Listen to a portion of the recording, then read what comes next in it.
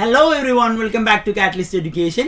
So നമുക്കറിയാം നമ്മുടെ computer ആപ്ലിക്കേഷന്റെ എക്സാം ആവാറായിട്ടില്ലേ, നമ്മുടെ മോഡൽ എക്സാം നടന്നുകൊണ്ടിരിക്കുകയാണ്. സോ നമ്മൾ ഇന്ന് ഡിസ്കസ് ചെയ്യാൻ പോകുന്നത് നമ്മുടെ കമ്പ്യൂട്ടർ ആപ്ലിക്കേഷനിൽ നമുക്ക് ഷുവർ ആയിട്ട് ചോദിക്കുന്ന കുറച്ച് ക്വസ്റ്റ്യൻസ് ആണ്. ഈ ഒരു ക്വസ്റ്റ്യൻ പഠിച്ചു കഴിഞ്ഞാൽ നിങ്ങൾക്ക് എന്തായാലും എന്ത് ചെയ്യാം, മാക്സിമം മാർക്ക് തന്നെ സ്കോർ ചെയ്യാൻ വേണ്ടിയിട്ട് പറ്റും. സോ ഓരോ ക്വസ്റ്റ്യൻസ് ആയിട്ട് നമ്മളോട് ഡിസ്കസ് ചെയ്യുന്നുണ്ടാവും. അതിലെ ഫസ്റ്റ് ക്വസ്റ്റ്യൻ അല്ലേ, write the names of fundamental data types in C++. അല്ലെ, C++ൽ നമ്മൾ യൂസ് ചെയ്യുന്ന ഫണ്ടമെന്റൽ ഡാറ്റ ടൈപ്പുകൾ ഏതൊക്കെയാണെന്നുള്ളതാണ് അല്ലെ. നമ്മൾ ഓൾറെഡി പഠിച്ചിട്ടുണ്ട് C++ൽ നമുക്ക് 5 ഡാറ്റ ടൈപ്പുകളാണുള്ളത് അല്ലെ. ഫണ്ടമെന്റൽ ഡാറ്റ ടൈപ്സ് ആയിട്ട് C++ൽ നമുക്ക് 5 ഡാറ്റ ടൈപ്സിലാണുള്ളത്. ഏതൊക്കെയാണ് 5 ഡാറ്റ ടൈപ്സ് എന്ന് പറയുന്നത്? അതിൽ ഫസ്റ്റ് വൺ പറയുന്നതാണ് ഇന്റിജർ ഡാറ്റ ടൈപ്പ് എന്ന് പറയുന്നത് അല്ലെ. നമ്മുടെ വോൾ നമ്പേഴ്സിന് അല്ലെ, ഫ്രാക്ഷണൽ പാർട്ട് ഇല്ലാത്ത വോൾ നമ്പേഴ്സിനെ റെപ്രസെന്റ് ചെയ്യാൻ വേണ്ടിയിട്ടാണ് നമ്മൾ ഏത് യൂസ് ചെയ്യുന്നത്, ഇന്റിജർ ഡാറ്റ ടൈപ്പ് യൂസ് ചെയ്യുന്നത്. രണ്ടാമതായിട്ട് നമുക്ക് വരുന്നതാണ് ക്യാരക്ടർ ഡാറ്റ ടൈപ്പ് അല്ലെ. ക്യാരക്ടർ ഡാറ്റ ടൈപ്പിനെ നമ്മൾ റെപ്രസെന്റ് ചെയ്യുന്നത് ക്യാർ എന്ന് പറഞ്ഞിട്ടാണ്. അതായത് നമ്മൾ എഴുതുന്ന ആൽഫബറ്റ് അല്ലെങ്കിൽ ക്യാരക്ടേഴ്സിനെ റെപ്രസെന്റ് ചെയ്യാൻ വേണ്ടിയിട്ട് നമ്മൾ ക്യാരക്ടർ ഡാറ്റ ടൈപ്പ് യൂസ് ചെയ്യും. മൂന്നാമതായിട്ട് പറയുന്നതാണ് ഫ്ലോട്ട് ഡാറ്റ ടൈപ്പ് അല്ലെ. ഫ്ലോട്ട് ഡാറ്റ ടൈപ്പ് എന്തിനു വേണ്ടിയിട്ടാണ്, നമ്മുടെ നമ്പേഴ്സ് അല്ലെ, ഫ്രാക്ഷണൽ പാർട്ട് വരുന്ന അഥവാ പോയിന്റ് വരുന്ന നമ്പേഴ്സിനെ റെപ്രസെന്റ് ചെയ്യാനാണ് നമ്മൾ ഏത് യൂസ് ചെയ്യുന്നത്, ഫ്ലോട്ട് ഡാറ്റ ടൈപ്പ് യൂസ് ചെയ്യുന്നത്. അത് കഴിഞ്ഞ് നാലാമതായിട്ട് പറയുന്നതാണ് ഡബിൾ ഡാറ്റ ടൈപ്പ് അല്ലെ. ഡബിൾ എന്ന് പറയുന്ന ഡാറ്റ ടൈപ്പ് നമ്മുടെ നമ്പേഴ്സിന് അഥവാ ഫ്രാക്ഷണൽ പാർട്ട് വരുന്ന നമ്പേഴ്സിനെ റെപ്രസെന്റ് ചെയ്യാൻ വേണ്ടി തന്നെയാണ്. പക്ഷെ ഫ്രാക്ഷണൽ പാർട്ട് വരുന്ന ലാർജ് നമ്പേഴ്സിനെ റെപ്രസെന്റ് ചെയ്യാനാണ് നമ്മൾ ഏത് യൂസ് ചെയ്യുക, ഡബിൾ എന്ന് പറയുന്ന ഡാറ്റ ടൈപ്പ് യൂസ് ചെയ്യുന്നത്.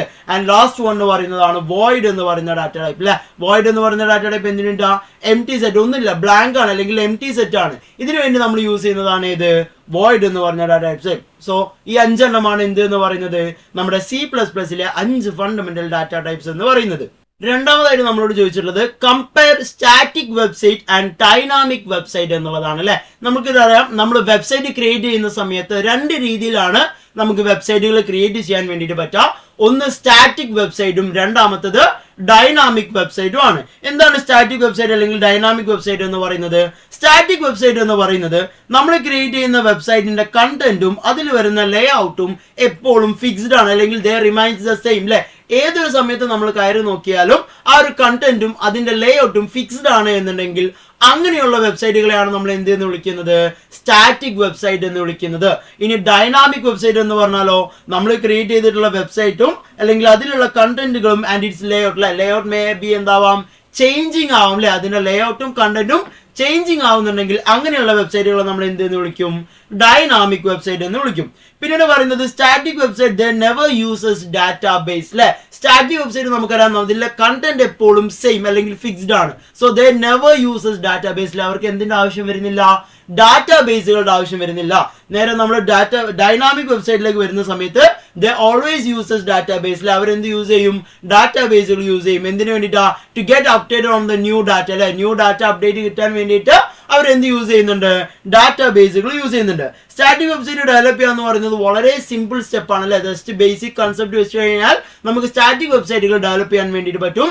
നേരെ നമ്മൾ ഡൈനാമിക് വെബ്സൈറ്റ് ആണ് ക്രിയേറ്റ് ചെയ്യുന്നതെന്നുണ്ടെങ്കിൽ അവിടെ കുറച്ചുകൂടി പ്രോഗ്രാമിംഗ് സ്കിൽ അല്ലെ. നമുക്കറിയാം, ഒരു ഇന്ററാക്റ്റീവ് രീതിയിൽ വരുന്ന വെബ്സൈറ്റാണ്. സോ അതുകൊണ്ട് തന്നെ കുറച്ചും കൂടി പ്രോഗ്രാമിംഗ് സ്കിൽ ഉണ്ടെങ്കിൽ മാത്രമേ നമുക്ക് എന്ത് ചെയ്യാൻ പറ്റുള്ളൂ, ഡൈനാമിക് വെബ്സൈറ്റുകൾ ക്രിയേറ്റ് ചെയ്യാൻ വേണ്ടിയിട്ട് പറ്റുള്ളൂ. സോ ഇത് 2 എണ്ണമാണ് എന്തെന്ന് പറയുന്നത്, നമ്മുടെ 2 type of website, static and dynamic website എന്ന് പറയുന്നത്. പിന്നീട് നമ്മളോട് ചോദിച്ചിട്ടുള്ളത് define the term data independence അല്ലെ. എന്താണ് ഡാറ്റ ഇൻഡിപെൻഡൻസ് എന്നാണ് ചോദിച്ചിട്ടുള്ളത്.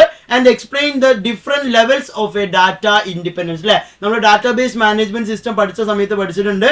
എന്തായിരുന്നു ഡാറ്റ ഇൻഡിപെൻഡൻസ് എന്ന് പറയുന്നത്? It is the ability to modify a schema structure without affecting another level അല്ലെ.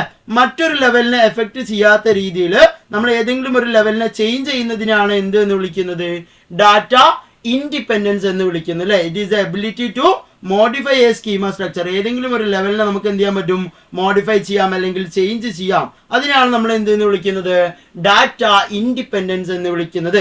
ഡാറ്റ ഇൻഡിപെൻഡൻസ് നമുക്ക് 2 ലെവലിലാണുള്ളത്. ഒന്ന് ഫിസിക്കൽ ഡാറ്റ ഇൻഡിപെൻഡൻസും രണ്ടാമത്തത് ലോജിക്കൽ ഡാറ്റ ഇൻഡിപെൻഡൻസും ആണ് അല്ലെ. ഫിസിക്കൽ ഡാറ്റ ഇൻഡിപെൻഡൻസ് അതുപോലെ തന്നെ logical data independence. Physical data independence എന്ന് പറയുന്നത് ഇവിടെ നമുക്ക് എന്ത് ചെയ്യാൻ പറ്റും, നമ്മുടെ ഫിസിക്കൽ ലെവലിനെ അഥവാ കൺസെപ്ഷൻ ലെവലിനെ നമുക്ക് എന്ത് ചെയ്യാൻ പറ്റും, ചേഞ്ച് ചെയ്യാൻ വേണ്ടി. Will not affect the logical level. ഇത് ആരെ എഫക്ട് ചെയ്യുന്നില്ല, ലോജിക്കൽ ലെവലിനെ എഫക്ട് ചെയ്യുന്നില്ല അല്ലെ. ഫിസിക്കൽ ലെവലിനെ നമുക്ക് എന്ത് ചെയ്യാം, ചേഞ്ച് ചെയ്യാൻ വേണ്ടിയിട്ട് will not affect the logical level. അതിനാണ് നമ്മൾ എന്ത് എന്ന് പറയുന്നത്, ഫിസിക്കൽ ഡാറ്റ ഇൻഡിപെൻഡൻസ് എന്ന് പറയുന്നത്.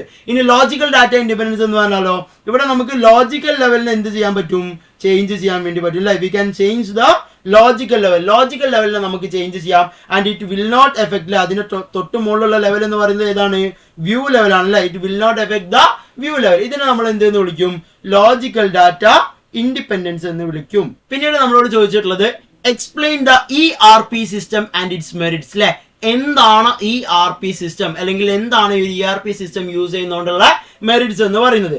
നമുക്കറിയാം ERP എന്ന് പറഞ്ഞു കഴിഞ്ഞാൽ എന്താണ്, നമ്മൾ ഒരു കമ്പനി അല്ലെങ്കിൽ ഒരു ഓർഗനൈസേഷൻ റൺ ചെയ്യുന്ന സമയത്ത് അവിടെ ഡിഫറെന്റ് ടൈപ്സ് ഓഫ് ഡാറ്റാസ് നമുക്ക് അവൈലബിൾ ആയിരിക്കില്ല. ഒരു ഓർഗനൈസേഷൻ റൺ ചെയ്യുന്ന സമയത്ത് അവിടെ ഡിഫറെന്റ് ഡിപ്പാർട്ട്മെന്റും അവരുടെ ഡാറ്റാസും അവൈലബിൾ ആയിരിക്കും. സോ ERP എന്ന് പറയുന്നത് combines all the business requirements to a single integrated software. ഒരു ബിസിനസിന്റെ എല്ലാ ഡിപ്പാർട്ട്മെന്റിലുള്ള ഡാറ്റകൾ കൂടി കമ്പൈൻ ചെയ്ത് ഒരു സിംഗിൾ അല്ലെങ്കിൽ ഒരു ഇന്റഗ്രേറ്റഡ് സോഫ്റ്റ്വെയറിലേക്ക് നമ്മൾ കൊണ്ടുവരുന്നതാണ് എന്ത് എന്ന് പറയുന്നത്, ഡാറ്റ അല്ലെങ്കിൽ ERP സിസ്റ്റം എന്ന് പറയുന്നത്. സോ ഈ ഒരു ERP സിസ്റ്റം യൂസ് ചെയ്യുന്നതുകൊണ്ട് അഡ്വാൻറ്റേജസ് എന്ന് പറയുന്നത്, ഫസ്റ്റ് വൺ എന്ന് പറയുന്നത് ഇംപ്രൂവ്സ് റിസോഴ്സ് യൂട്ടിലൈസേഷൻ അല്ലെ. നമ്മുടെ കയ്യിൽ കിട്ടിയിട്ടുള്ള റിസോഴ്സുകൾ എന്ത് ചെയ്യാൻ പറ്റും, നമുക്ക് ഒപ്റ്റിമം യൂട്ടിലൈസ് ചെയ്യാൻ വേണ്ടി പറ്റും അല്ലെ. അതുകൊണ്ട് തന്നെ നമുക്ക് വേസ്റ്റേജ് കുറയ്ക്കാനും മാക്സിമം റിസോഴ്സ് യൂട്ടിലൈസ് ചെയ്തിട്ട് പ്രൊഡക്ഷൻ നടത്താനും വേണ്ടിയിട്ട് പറ്റും.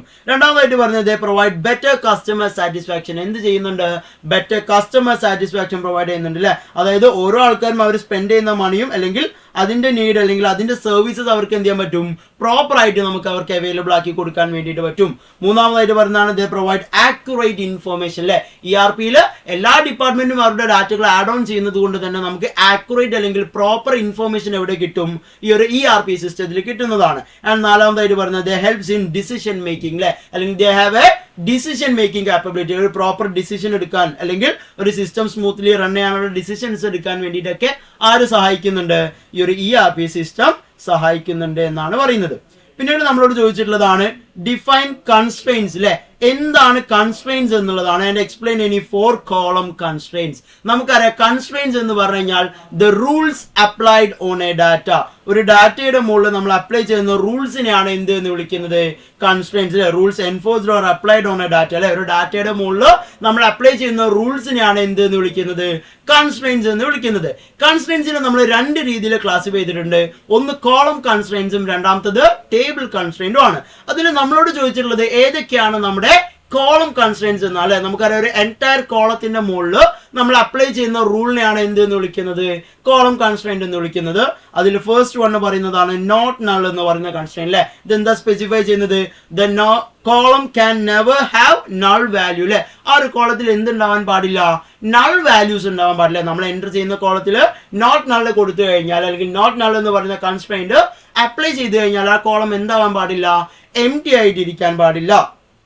രണ്ടാമതായിട്ട് പറയുന്നതാണ് ഓട്ടോ ഇൻക്രിമെന്റ് എന്ന് പറയുന്ന കൺസ്ട്രെയിന്റ് അല്ലെ. ഓട്ടോ ഇൻക്രിമെന്റ് എന്ന് പറയുന്ന കൺസ്ട്രെയിന്റ് എന്തിനാണ് നമ്മൾ യൂസ് ചെയ്യുന്നത്, to automatically increase the serial number or the assigned number അല്ലെ. നമ്മൾ രജിസ്റ്റർ നമ്പർ ഒക്കെ എഴുതുന്ന സമയത്ത് നമുക്കറിയാം 1001 നെക്സ്റ്റ് 1002 എന്ന് പറഞ്ഞ രീതിയിലായിരിക്കും നമ്പേഴ്സ് ഉണ്ടാവുക. സോ ഇതിനൊക്കെ ഓട്ടോമാറ്റിക്കലി അപ്ഗ്രേഡ് ചെയ്യാം അല്ലെ. നെക്സ്റ്റ് 1003 ആണ്, നെക്സ്റ്റ് വാല്യൂ ബി 1003. സോ ഇങ്ങനെ ഓട്ടോമാറ്റിക്കലി അപ്ഗ്രേഡ് ചെയ്യാനാണ് നമ്മൾ ഏത് യൂസ് ചെയ്യുന്നത്, ഓട്ടോ ഇൻക്രിമെന്റ് എന്ന് പറയുന്ന കൺസ്ട്രെയിന്റ് യൂസ് ചെയ്യുന്നത്. അത് കഴിഞ്ഞ് മൂന്നാമതായിട്ട് പറയുന്നതാണ് യുണീക്ക് എന്ന് പറയുന്ന കൺസ്ട്രെയിന്റ് അല്ലെ. It should have the column should be in A unique value അല്ലെ. നമ്മൾ എൻ്റർ ചെയ്തിട്ടുള്ള കോളത്തിൽ എന്തുണ്ടാവാൻ പാടുള്ളൂ, ഒരു യുണീക്ക് വാല്യൂ അവിടെ ഉണ്ടാവാൻ പാടില്ല. അതായത് രണ്ട് റോയിൽ അല്ലെങ്കിൽ രണ്ട് കോളത്തിൽ സെയിം വാല്യൂസ് വരാൻ പാടില്ല. അതിനു വേണ്ടിയാണ് നമ്മൾ ഏത് യൂസ് ചെയ്യുന്നത്, യുണീക്ക് എന്ന് പറയുന്ന കൺസ്ട്രെയിന്റ് യൂസ് ചെയ്യുന്നത്. അത് കഴിഞ്ഞ് നാലാമതായിട്ട് പറയുന്നതാണ് പ്രൈമറി കീ എന്ന് പറയുന്നത് അല്ലെ. Primary key is the combination of not null and unique അല്ലെ. നമുക്ക് വളരെ സിമ്പിൾ ആയിട്ട് പറയാൻ പറ്റും, നോട്ട് നള്ളിന്റെയും യുണീക്കിന്റെയും ഒരു കോമ്പിനേഷൻ ആണ് എന്തെന്ന് പറയുന്നത്, പ്രൈമറി കീ എന്ന് പറയുന്നില്ല. അഥവാ നമ്മൾ എൻ്റർ ചെയ്തിട്ടില്ല അല്ലെങ്കിൽ പ്രൈമറി കീ ആയിട്ട് സെറ്റ് ചെയ്തിട്ടുണ്ടെങ്കിൽ that column should not be never null value. ആ കോളം എന്താവാൻ പാടില്ല, നൾ വാല്യൂ ആവാൻ പാടില്ല. അതുപോലെ തന്നെ ഇറ്റ് ഷുഡ് ബി യുണീക്ക്. അതിൽ എഴുതുന്ന വാല്യൂ എന്തുമായിരിക്കണം, യുണീക്കും ആയിരിക്കണം. ഈ നാലെണ്ണമാണ് എന്തെന്ന് പറയുന്നത് നമുക്ക് അവൈലബിൾ ആയിട്ടുള്ള 4 കോളം കൺസ്ട്രെയിൻസ് എന്ന് പറയുന്നത്. ഇനി നെക്സ്റ്റ് വാല്യൂ ക്വസ്റ്റ്യൻ നമുക്ക് നോക്കാം. ഓക്കെ, നെക്സ്റ്റ് ക്വസ്റ്റ്യൻ നമുക്ക് നോക്കാം. Define modular programming and explain the merits of A modular programming അല്ലെ. എന്താണ് മോഡുലാർ പ്രോഗ്രാമിംഗ് എന്നാണ് ചോദിച്ചിട്ടുള്ളത് അല്ലെ. നമുക്കറിയാം നമ്മൾ ലാർജ് പ്രോഗ്രാംസിനെ സബ് ഡിവൈഡ് ചെയ്യുന്നതിനെയാണ് എന്തെന്ന് വിളിക്കുന്നത്, മോഡുലാർ പ്രോഗ്രാമിംഗ് എന്ന് വിളിക്കുന്നത് അല്ലെ. നമുക്ക് കിട്ടിയിട്ടുള്ള ഒരു വലിയ പ്രോഗ്രാമിനെ നമ്മൾ സബ് ഡിവൈഡ് ചെയ്ത് ചെറിയ സ്മോൾ സബ് പ്രോഗ്രാമുകളാക്കി മാറ്റുന്നതിനെയാണ് എന്ത് എന്ന് വിളിക്കുന്നത്? മോഡുലാർ പ്രോഗ്രാമിംഗ് എന്ന് വിളിക്കുന്നത് അല്ലെ. അതായത് ഒരു entire program which way be divided into small sub programs അല്ലെ. ഒരു വലിയ പ്രോബ്ലത്തിനെ അല്ലെങ്കിൽ വലിയ പ്രോഗ്രാമിനെ നമ്മൾ എന്ത് ചെയ്യും? സബ് ഡിവൈഡ് ചെയ്ത് ചെറിയ ചെറിയ ഇൻഡിവിജ്വൽ യൂണിറ്റുകളാക്കിയിട്ട് മാറ്റും. ആൻഡ് അതിലെ ഓരോ സെപ്പറേറ്റ് പ്രോഗ്രാമും നമ്മൾ കോഡ് എഴുതി തീർക്കുന്നതാണ് എന്ത് എന്ന് പറയുന്നത്? മോഡുലാർ പ്രോഗ്രാമിംഗ് എന്ന് പറയുന്നത് അല്ലെ. What are the merits of the modular programming? Modular programming use ചെയ്യുന്നതിനുള്ള മെറിറ്റ്സ് എന്തൊക്കെയാ? ഒന്ന്, the reduces the size of the program. പ്രോഗ്രാമിംഗിന്റെ സൈസ് നമുക്ക് റെഡ്യൂസ് ചെയ്യും. രണ്ടാമതായിട്ട് പറയുന്നത് there is a less chance of error അല്ലെ. നമുക്ക് എറേഴ്സ് ഉണ്ടാവാനുള്ള ചാൻസസ് എന്തായിരിക്കും? വളരെ കുറവായിരിക്കും. ആൻഡ് മൂന്നാമതായിട്ട് പറയുന്നത് റെഡ്യൂസസ് ദ പ്രോഗ്രാമിംഗ് കോംപ്ലക്സിറ്റി അല്ലെ. ഓരോ ഇൻഡിവിജ്വൽ യൂണിറ്റുകൾ ആയതുകൊണ്ട് തന്നെ പ്രോഗ്രാം കോംപ്ലക്സിറ്റി നമുക്ക് എന്ത് ചെയ്യും? കുറയ്ക്കുമെന്നാണ് പറയുന്നത്. ആൻഡ് നാലാമതായിട്ട് പറയുന്നത് ദേ ഇംപ്രൂവ്സ് ദ റീയൂസബിലിറ്റി അല്ലെ. നമ്മൾ എഴുതിയിട്ടുള്ള പ്രോഗ്രാമിംഗ് കോഡ്സ് നമുക്ക് എന്ത് ചെയ്യാം? റീയൂസ് ചെയ്യാനുള്ള ഓപ്ഷനും ആര് പ്രൊവൈഡ് ചെയ്യുന്നുണ്ട്? ഈ ഒരു മോഡുലാർ പ്രോഗ്രാമിംഗ് പ്രൊവൈഡ് ചെയ്യുന്നുണ്ട്. സോ ഈ നാലെണ്ണമാണ് എന്ത് എന്ന് പറയുന്നത്? മോഡുലാർ പ്രോഗ്രാമിംഗിന്റെ അഡ്വാൻറ്റേജസ് എന്ന് പറയുന്നത്. നെക്സ്റ്റ് നമ്മളോട് ചോദിച്ചിട്ടുള്ളത് consider the following C++ code അല്ലെ. നമുക്കൊരു C++ കോഡ് തന്നിട്ടുണ്ട്. ഇതിനെ നേരെ നമ്മളോട് സ്വിച്ച് എന്ന് പറയുന്ന സ്റ്റേറ്റ്മെന്റിലേക്ക് മാറ്റാനാണ് പറഞ്ഞിട്ടുള്ളത്. നമുക്ക് ഓൾറെഡി തന്നിട്ടുള്ളത് ഇഫ് എൽസ് അല്ലെങ്കിൽ എൽസ് ഇഫ് ലാഡർ എന്ന് പറയുന്ന സ്റ്റേറ്റ്മെന്റ് ആണ്. ഇതിനെ നേരെ നമ്മളോട് എങ്ങോട്ടാണ് ചേഞ്ച് ചെയ്യാൻ പറഞ്ഞിട്ടുള്ളത്? സ്വിച്ച് എന്ന് പറയുന്ന സ്റ്റേറ്റ്മെന്റിലേക്കാണ് ചേഞ്ച് ചെയ്യാൻ വേണ്ടിയിട്ട് പറഞ്ഞിട്ടുള്ളത്. നമുക്ക് നോക്കാം എങ്ങനെയാണ് ഇതിനെ നമ്മൾ സ്വിച്ചിലേക്ക് ചേഞ്ച് ചെയ്യാന്നുള്ളത് അല്ലെ. നമുക്ക് തന്നിട്ടുള്ള ക്വസ്റ്റ്യൻ എന്താണ്? ഇഫ് എ ഈക്വൽ ടു 1 അല്ലെ. എ എന്ന് പറയുന്നതിന്റെ വാല്യൂ 1 ആണെങ്കിൽ ദ വാല്യൂ വിൽ ബി അല്ലെങ്കിൽ the output will be binary digit അല്ലെ. അതൊരു ബൈനറി ഡിജിറ്റ് ആണെന്നാണ്. എൽസ് ഇഫ് ഇനി അല്ല എ എന്ന് പറയുന്നത് 0 ആണെങ്കിൽ also the binary digit will be അല്ലെങ്കിൽ the output will be binary digit. ഇനി അതല്ല മറ്റേതെങ്കിലും നമ്പറിൽ 0 and 1 അല്ലാത്ത വേറെ ഏതെങ്കിലും നമ്പർ ആണ് നമ്മൾ ഇൻപുട്ട് ചെയ്യുന്നത് എന്നുണ്ടെങ്കിൽ അത് ഏതായിരിക്കും? നോട്ട് എ ബൈനറി ഡിജിറ്റ് എന്നാണ് നമുക്ക് തന്നിട്ടുള്ളത്. സോ നമ്മൾ എന്ത് ചെയ്യും? ഫസ്റ്റ് തന്നെ സ്വിച്ച് എന്ന് പറയുന്ന സ്റ്റേറ്റ്മെന്റ് എഴുതും. ആൻഡ് സ്വിച്ചിന്റെ ഫംഗ്ഷൻ ബ്രാക്കറ്റിൽ നമുക്ക് തന്നിട്ടുള്ള എക്സ്പ്രഷൻ അല്ലെങ്കിൽ വേരിയബിൾ നമുക്ക് ഇവിടെ തന്നിട്ടുള്ളത് വേരിയബിൾ ആണ്.